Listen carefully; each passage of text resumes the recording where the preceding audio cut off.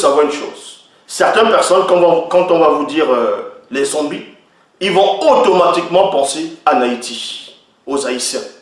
Parce que là-bas,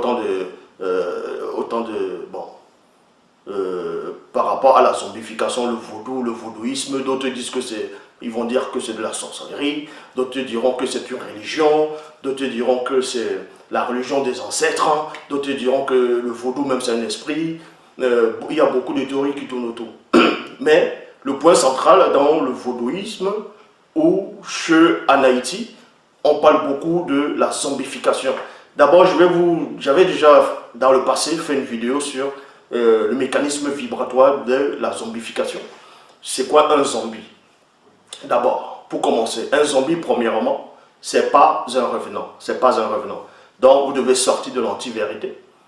Vous devez connaître ces choses-là. C'est la base élémentaire des initiés. Un zombie, c'est quoi? C'est pas quelqu'un qui revient de l'au-delà. C'est pas quelqu'un qui est possédé par un ange déchu, c'est-à-dire le corps d'un défunt, qui est possédé par un ange déchu, qui sort, qui marche, pour faire croire à l'anti-vérité, c'est-à-dire au mensonge, à l'anti-vérité. Non. Le mot zombie, quand on dit revenant, ça veut dire quoi? Voilà comment ça se pratique dans le vaudouisme, c'est-à-dire au vaudou en Haïti. En tout cas, ceux qui sont initiés dans cette branche-là, macabre, la plus macabre, occulte, eux, ils savent cela. Donc, les prêtres, les prêtresses, les gangas, ainsi de suite, eux, ils le savent. En tout cas, même au Bénin, même au Brésil. Mais ici, on va plus parler du vaudou, de la zombification haïtienne. Donc, un zombie, premièrement, c'est quoi? Ça n'a rien à voir avec ce qu'on montre dans les films hollywoodiens. Ça n'a rien à voir avec ce que les gens vont aller débattre sur les plateaux télévisés.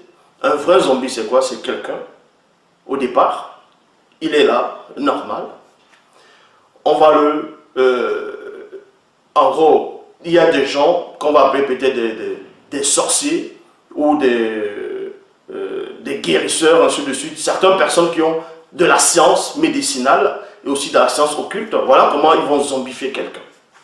Ils vont prendre de la poudre, parce qu'il y a plusieurs sortes de poudre, il y a plusieurs sortes de plantes. Il y a des grenouilles, il y a des espèces de grenouilles. C'est-à-dire on écrase, c'est-à-dire on prend cette partie de grenouille, on va faire des médicaments, des poudres avec, comme du poison. Et ça devient comme de la poussière.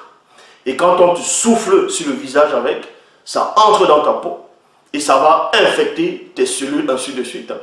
Donc, parce que cette grenouille-là a une particularité, que quand le venin, en gros le poison de cette grenouille, quand ça te touche, ça te ramène dans un état cadavérique. Donc, la zombification qui se produit en Haïti, c'est quoi? Ce sont des plantes, ce sont des poudres de certaines espèces d'animaux et de plantes qu'on va peut-être te toucher sur la peau avec. On va te souffler sur le visage et là, ça fait comme de la drogue. C'est une drogue puissante qui va même aller dans ton cerveau et tu vas perdre connaissance. Tu seras quand même mort.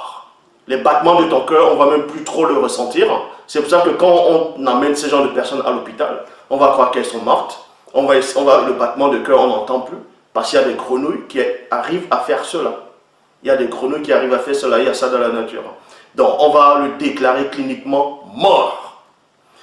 Et devant tout le monde, on sait que cette personne vient de mourir, vient de décéder. Pourtant, elle n'est pas morte. Cette personne n'est pas morte.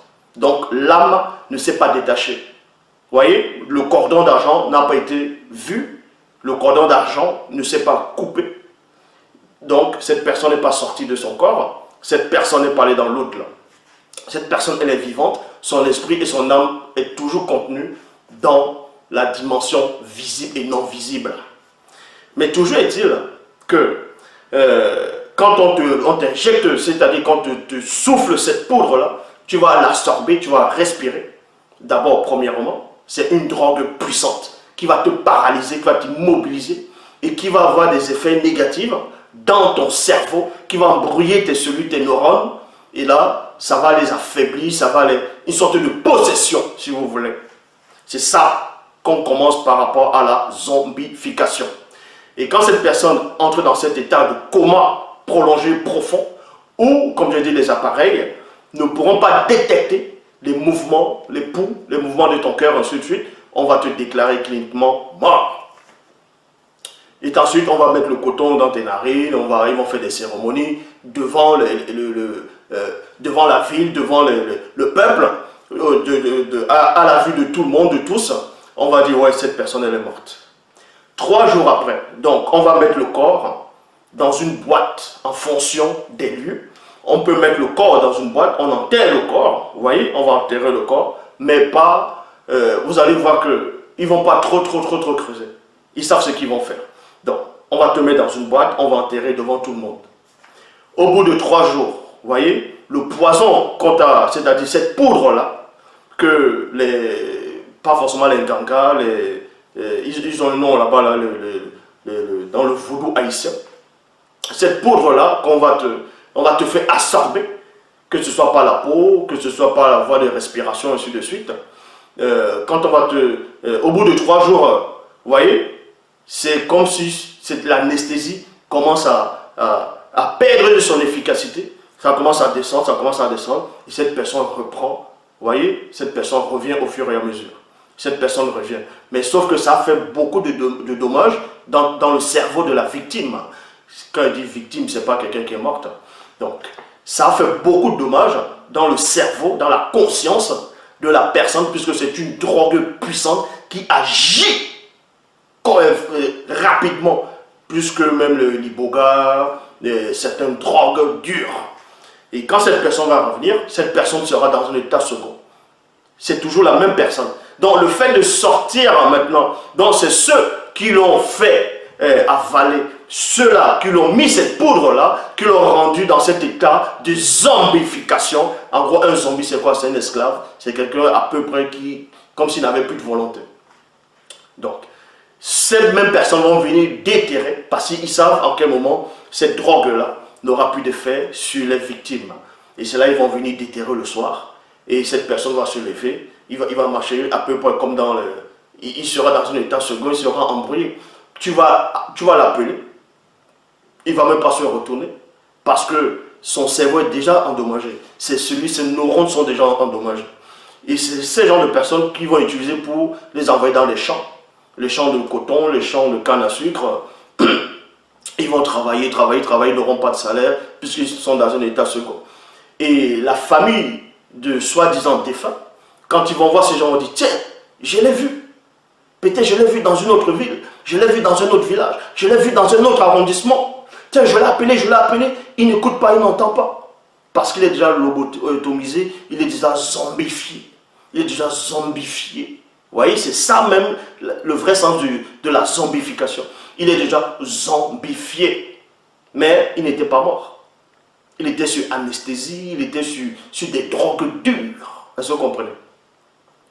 Et c'est là maintenant des gens, vu qu'ils ne sont pas initiés, vu qu'ils ne connaissent pas ce qui se cache derrière, ils vont croire facilement aux revenants, ils vont avoir peur des soi-disant sorciers, des soi-disant prêtres, prêtresses, qui ont des pouvoirs mystiques.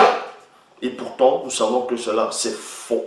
Donc, je répète encore ici, ceux dont on dit les zombies, ils vont revenant, ça, c'est faux.